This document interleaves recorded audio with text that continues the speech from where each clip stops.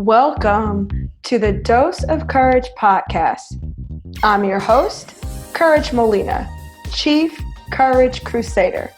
I'm here to encourage, challenge, and equip you to become bolder, more confident, and courageous enough to be who God has called you to be, do what God has called you to do, and take possession of everything He said you could have.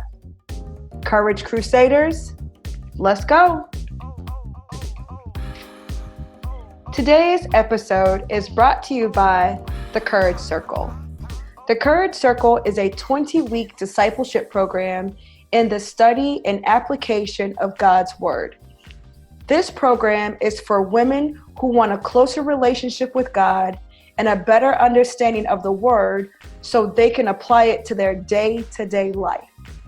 If you want to become bolder in your faith, more confident in your walk, and courageous enough to answer the call on your life, then this is the program for you. Isn't it time you got serious about growing in the Word? Enroll today at www.thecouragecircle.com. Use code DOC25 to save 25%. All right. Hello, my friends. If this is your first time, welcome. Go ahead, make yourself comfortable, hit the subscribe button. You're going to love it. You are going to be glad that you are here. And if you have been rocking with me for a minute, what's good? What's good, fam? What's up, friend? I am so glad that you continue to come back week after week. I love it when you guys share. Listen, I cannot get these messages out without you. I cannot have the impact without you. It just is not going to happen, me doing it alone. So continue to share it on your Instagram. If you are listening and it blesses you, I'm going to go ahead and say you have a responsibility to share. Did she go there? Yes, she did. So listen, today's episode is a little different. It's kind of a confessional. So we're all going to learn from my mistakes. Okay. So lately, not just lately, like for a while now, for years, if this is going to be a confessional, I guess I might as well just tell the whole truth, right? For years now, I have been in denial or in avoidance or just trying to ignore the fact that I still struggle with anxiety. You know, I have so much anxiety, or I had, let me be careful with my words. I had so much anxiety, but I was pretending that it wasn't an issue, right? So I overcame depression, and that was great. And I am who I say I am and all of those things, but there was still this piece that would cause me so much anxiety. And it really was around sickness and illness and getting sick. And now that I'm not going to say I'm on the other side, that I'm not saying that, but now that I realize that this anxiety is very specific to illness and sickness, I can trace it back to when Toucan, you guys know my story, you know, my very close relative, my cousin by birth, my brother in life, that he was diagnosed with cancer at age 34. And actually he was 33 when he was diagnosed.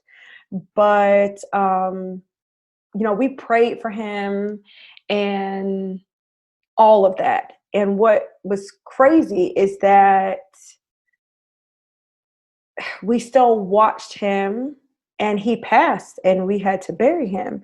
And so that really messed not only with my faith and the faith portion of it. You guys have, heard my story. You've heard me share, I took a long journey, but my faith survived it. And depression was upon me, but it was a long journey, but I overcame it. One of the things that I did not address, I'm not even sure I would have known how to address it, was the anxiety around getting sick, this fear that I had. And throughout the years, there have been several breaks, right, where I would get sick or I thought I was sick. I shared my story about being diagnosed with IBS, and just I would be so afraid anytime flu season came around. And I know that people do die from the flu, but just my level of fear and anxiety is not healthy. It was not healthy. I didn't want my kids to get sick. Every time there was a birthday, I would think like, what if I only have this many years left with them? It was just really crazy. And it's not something I've talked about because I wanted to avoid it. Like I honestly was trying to stay in a place of denial because I'm Courage Molina. I'm the Chief Courage Crusader. It doesn't make any sense for me to share. It doesn't make any sense for me to acknowledge this and share this thing because I really have changed and I really have overcome. And those things are both true though. I have overcome depression. I am Courage Molina, Chief Courage Crusader, and I still struggled with anxiety about sickness. There were some breakdowns, and every time something happened, if I had a small injury or some type of pain, my mind would just go off on a tangent, and I would think maybe there is some cancer growing inside me right now. Maybe there's something else that's wrong with me. If there was a tingling or if there was something, I was just allowing my fear to run away with me, right? I was allowing my fear to just completely run away with me. And so, I mean, there were lots of times where there was a break where I could feel like, oh my goodness, let me get myself together. Let me not speak that. But then COVID-19 happened. And that created a new level of anxiety, right? Seeing the death tolls. And I only saw them in the very beginning, like back in March, because I was staying with my sister and the news was on. And so every time I would walk through, I could see it. And I would just take that in, not saying, hey, I can't watch this, or hey, this really bothers me to a different level. I just couldn't do it. You know what I'm saying? Like I couldn't do it. So, it's because I wanted to deny it though, right? Like I couldn't do it because I wanted to deny that it was a thing. I was still trying to deny that I was so scared. And then I remember having this conversation with my kids, all three of them, because I shut my house down, y'all. Okay? I live in North Carolina, and when they said stay at home, and I have adult children. My oldest moved out in April. She had moved back in and then moved out. And with that, I was like, okay, you can move out, but you're not going to be coming to visit because I don't know what you're going to be doing. And then I felt bad about that because Micah lives alone and just all of these things. And it was a lot. You got to wash your hands when you come in. I did all of the things you were supposed to do, but it was at another level. These are just like little breaks though, right? I'm still able to kind of pull it back and hold it down, not let these little cracks in my mental and emotional state to get the best of me. I pull that stuff back. But my kids were like, Mom, and my kids are 23, 20, and 18. They're like, okay, we get it. We know it's serious, but we don't want to be thinking about it all the time. You are making us more fearful. And I'm going to say this, I'm the light in my home. So when I say I'm the light in my home, what I mean by that is I'm in my Bible, I'm praying, I have a relationship with God, I'm walking with him, and the rest of them, they are not that way. Now my kids went to church and I took my kids to church and I still pray for my kids and all that. But at the end of the day, I'm the light. I'm the example here. And that just kind of hit me. How can I tell them about the greatness and the goodness of God, right? And I am more fearful. I'm causing them more fear than the news that they're watching, than the things that they're getting on their handheld devices.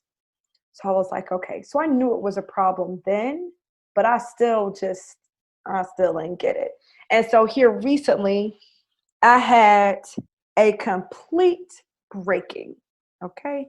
Complete breaking with the anxiety and the mental and emotional, like complete and utter breaking. So we cooked. I made some bratwurst in the oven with peppers and onions, but I kind of have this weird relationship with them. Like they kind of look weird. I don't know.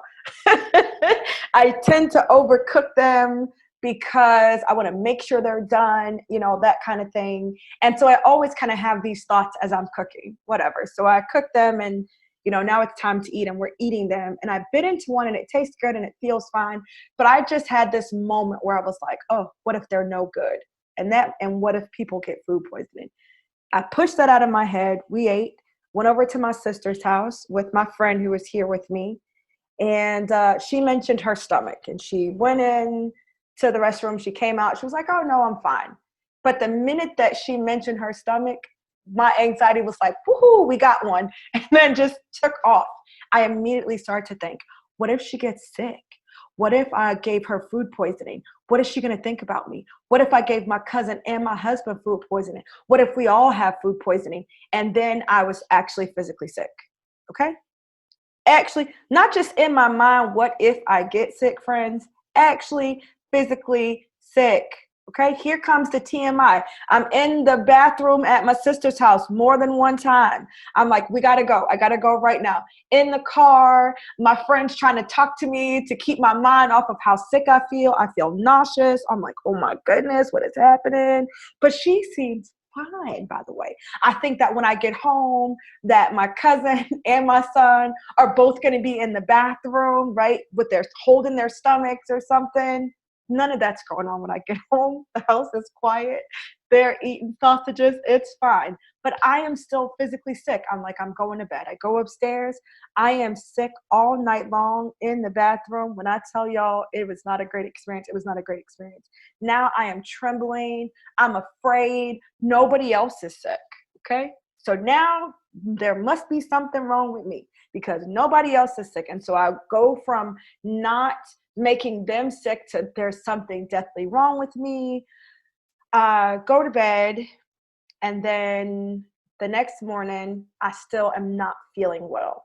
Okay. I'm still not feeling well. My stomach is still in so much pain. It's like all this trauma. And at this point, this is where the complete breaking, okay, comes. This is where I'm completely broken down because I start to feel a little better. I no longer think that it is some, rare disease or something crazy. I'm no longer having those thoughts. I'm back to reality. I'm back to my right mind.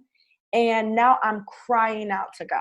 I'm like boo hoo crying out to God because not because I think I'm sick, but because I hate that these are the thoughts that I have, right?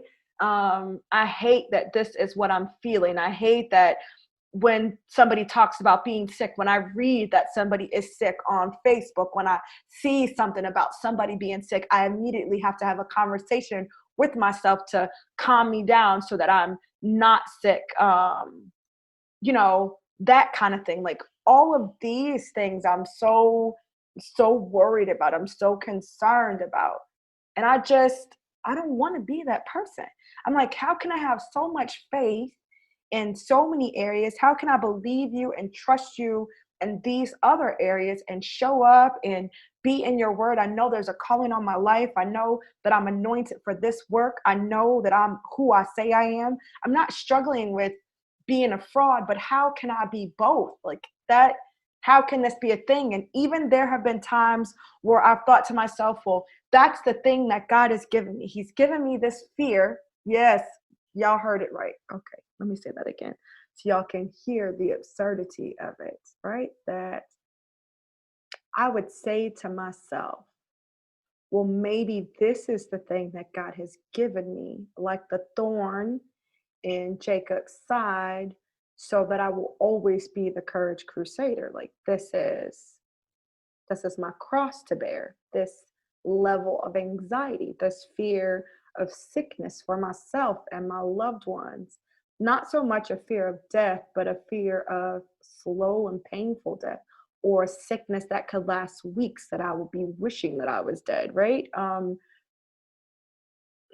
How can I be both? How can both of those things be true? How can I be Courage Molina, Chief Courage Crusader, and Courage the Cowardly Dog, also all at the same time? And so I'm crying out to him and God. And so for this time in particular, I'm fully vulnerable with God concerning this. I'm giving him all of it. At this point, I'm like desperate. I am desperate for change. I don't want to have these thoughts. I don't want to have these feelings. I know that people are going to get sick. I'm going to get sick, but I don't want to have all of this fear and anxiety and complete breaking down of my mental and emotional stability around sickness, because people get sick, especially right now. Like, I don't want to do that. It's not going to be good for me. I'm not going to be able to answer the call in my life at the level. So I am completely vulnerable and with God, and I am desperate for change, which I say to him. And so let me just stop real quick right here and say that so there's a difference between a breakdown. This right here, if the story ended here, let me just tell you, that's a breakdown. Crying and begging the Lord and talking to the Lord and just putting it all out, that is a breakdown. Feeling like you're going, that is an absolute breakdown. Telling God all of the crazy things that you think and that you feel, knowing that he already knows it, this wave of shame and guilt because you are a woman of faith or a man of faith and you even had these feelings, or you don't even want to admit that you have this struggle. I feel like there are some struggles that we are okay with saying that we have. We want to admit that we struggle with this, but there are other things that we don't even want to admit that we struggle with. And so we have these moments where we have this complete breaking down.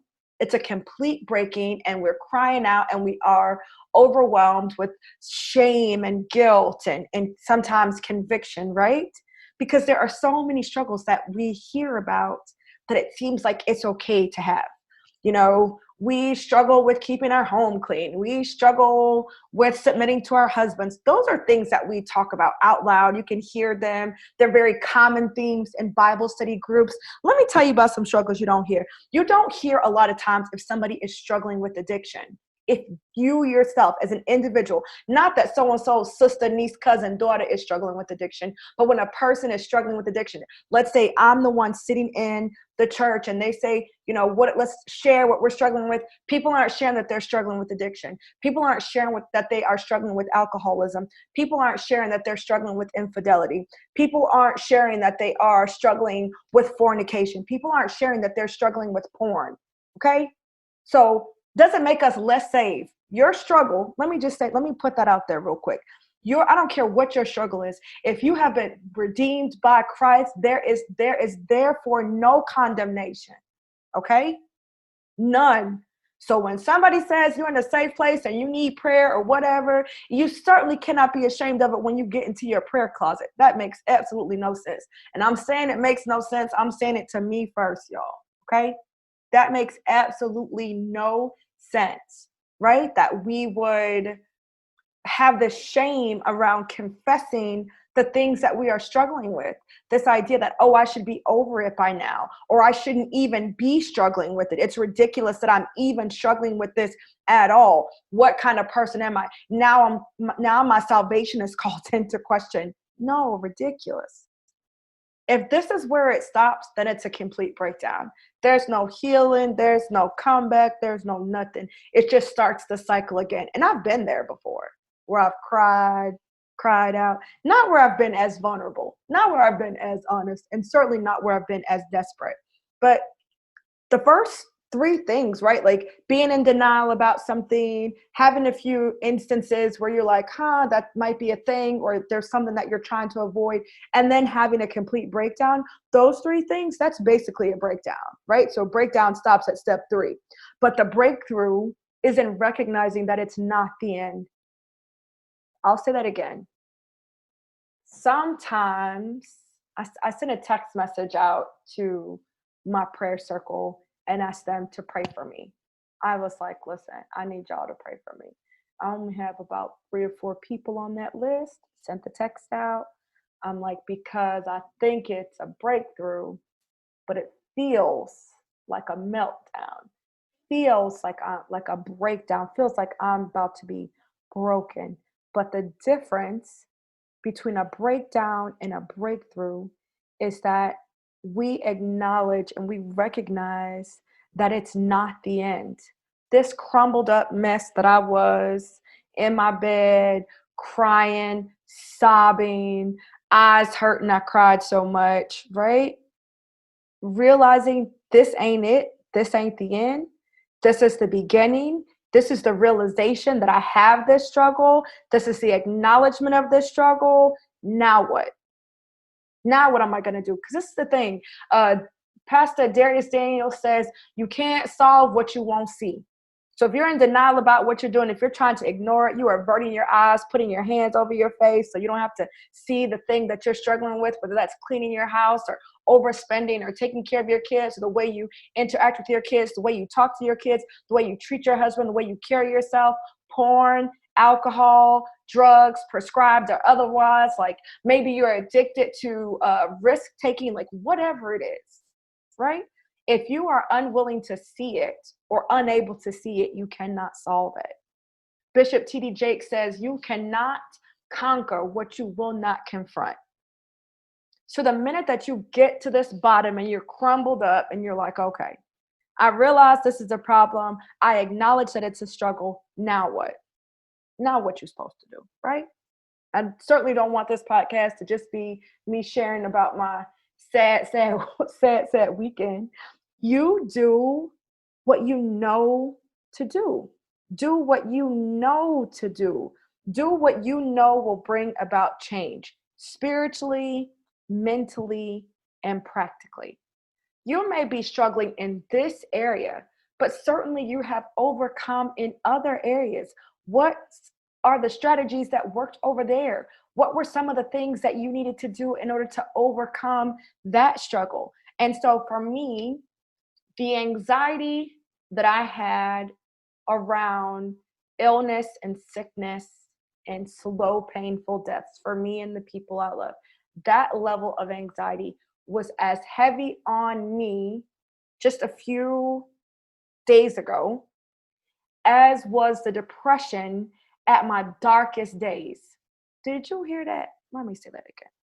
The weight of the anxiety on me surrounding illness, sickness, long, painful death for myself or people I love, that weight was as heavy on me just a few days ago, right? And for years, certainly since 2013, certainly since 2012, let me even go back here, certainly since 2012, was as heavy on me as my depression. And for those of you who know my story, if you don't know my story, you should get the book, Power Principles, Courageous Living, How I Overcame Depression and Took Back My Life. No shame in that plug. You realize that my depression was so heavy that I wanted to kill myself. That's a heavy amount of depression. That same heaviness, that same weight is what this anxiety had on me. Not the same outcome, not that I wanted to commit suicide, but the same heaviness. And for those of you who have experienced depression, you understand what I'm saying. Like, depression is heavy. There's a weight behind it, right? Anxiety is the same way. There was this weight, and it was the same amount of weight that led me to wanting to end my own life. And so I overcame depression. What worked then? I'm not saying everything's going to work the same, but I need to start someplace. What worked then? Well, being honest about the fact that I was depressed, that was step number one. Acknowledging the depression was one thing, and taking that depression to God, whether it was something I should or shouldn't have been struggling with, I was, and the shoulds weren't going to get me the healing, right? The acknowledgement was. And so what could I do practically, right? Let's start there. Practically for me, I can make better choices, right? So my particular situation, my particular struggle that I need a breakthrough in is with this anxiety around sickness and illness. Well, one of the things that you can do to prevent getting sick or to reduce your risk is to make better choices in your nutrition. I know that. Then I had to ask myself, you have this great fear of being sick or dying slow or having this getting a terminal illness, so you can pray about it, but what are you doing about it? Well, are you making the best choices you can in your food? The answer is no. Are you listening to your body? Again, the answer is no. All right. So, one of the practical things I can do is change the way I eat. So, I have decided to make better choices. What does that look like for me? That looks like no meat. Why am I saying no meat? I don't have any beef with meat. You see what I did there?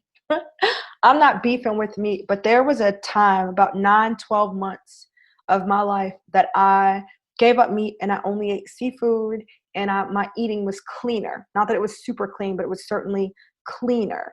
So I didn't eat a lot of snacks and processed food. I didn't eat diet food, low fat, low sugar. I didn't do any of that. I ate mostly like fruits, vegetables, grains, nuts, and seafood, right? And I did eat pasta. I made some whole wheat choices every once in a while, and some brown rice. Brown rice is fine, right? So, and when I did that, when I lived that way, I actually felt better in my body. I don't care what anybody else is eating. Okay, let me just say that right now. I don't care what you eat, and eat whatever you want to eat. I can eat bread and fish and feel better than I did by just eating meat and vegetables. Like that is, I'm talking about my own body. And so I decided to give up meat. And for the past few days, I've been on a cleanse. And so the purpose of the cleanse is because I recognize that I have not been making great food choices. And I just kind of want to do a cleansing of my system. It's a very natural cleanse. And when I say natural, I don't mean natural products. I mean produce. So when I say I'm doing a natural cleanse, I mean with produce. So lemon lime water, making my own smoothies, using nut milk like almond milk, using whole grain things, fruits and vegetables. That's what I mean by cleanse. So right now, for the next few days, for however long I'm doing it, I have decided to do the Daniel's fast as a part of the cleanse, just kind of get all the gunk out of my body. What can I do mentally? Well, I can get back to the morning routine, because this isn't just, listen, when you are struggling with something, it's not just one thing that needs to be fixed, right? We live an integrated life, and all the things that we do are connected.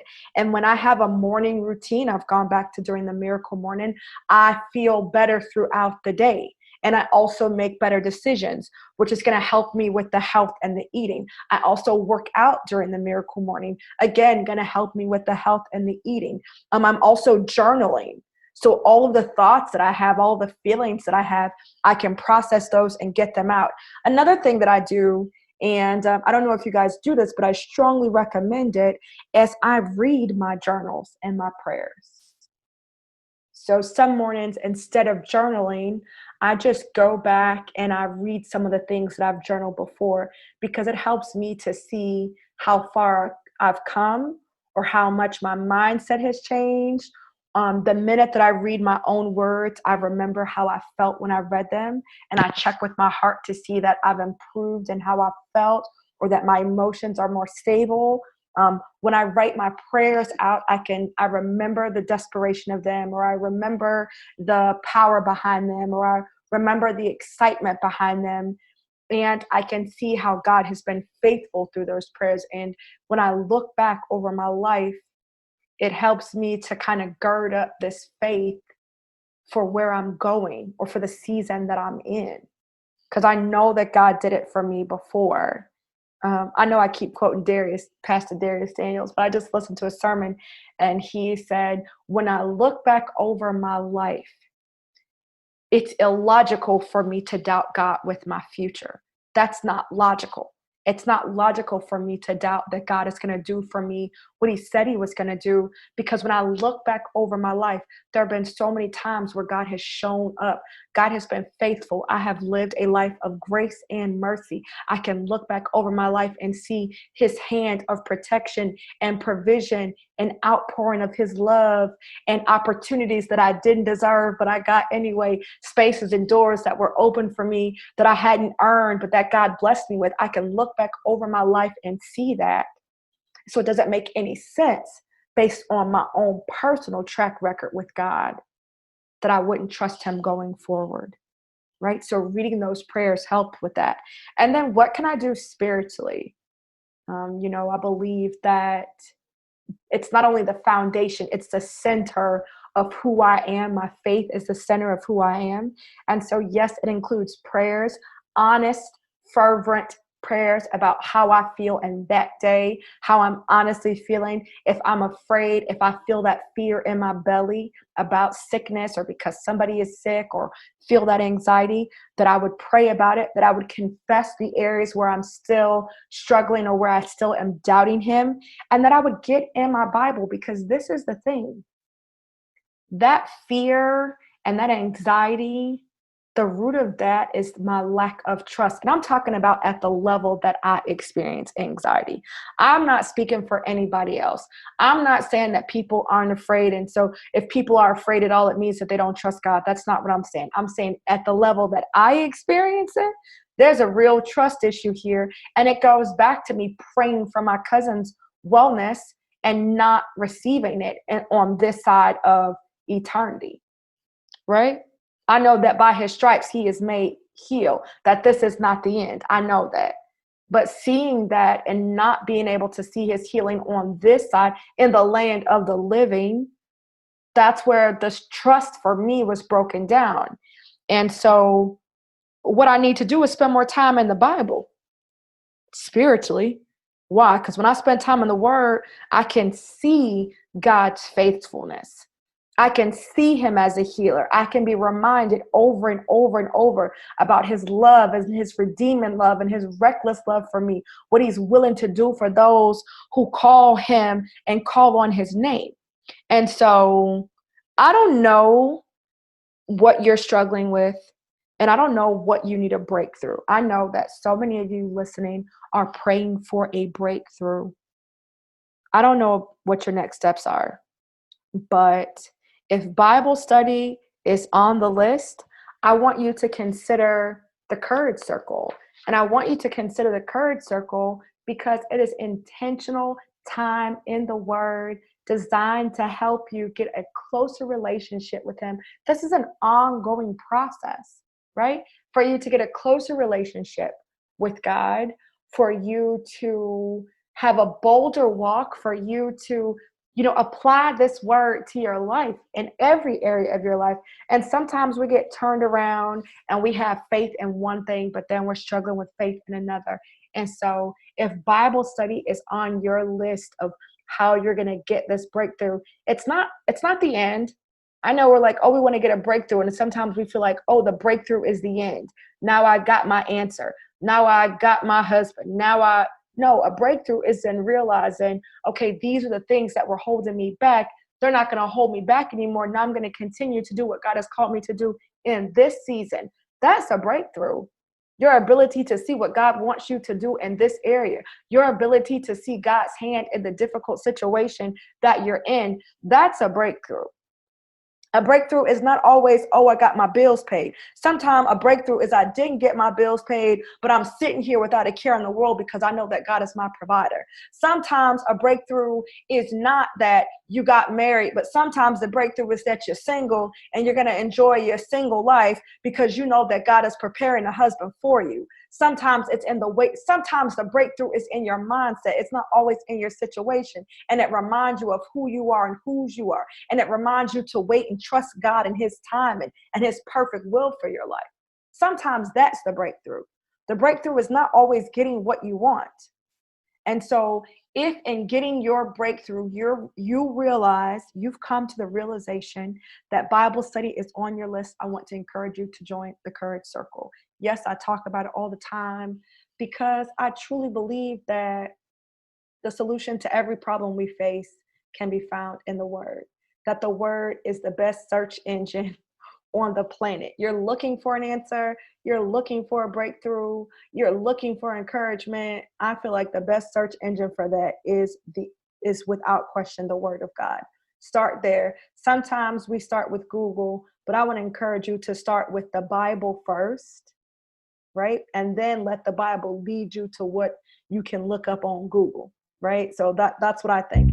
I want to thank you guys for listening, for allowing me to share my confession with you. I am excited to say that I feel so much better, both mind, body, and spirit, because when I got my breakthrough in my mindset, I did what I know works, and that's taking care of my body, taking care of my mind, and feeding my spirit and my soul the good word of God. I love y'all. Until next time, y'all be strong and very courageous.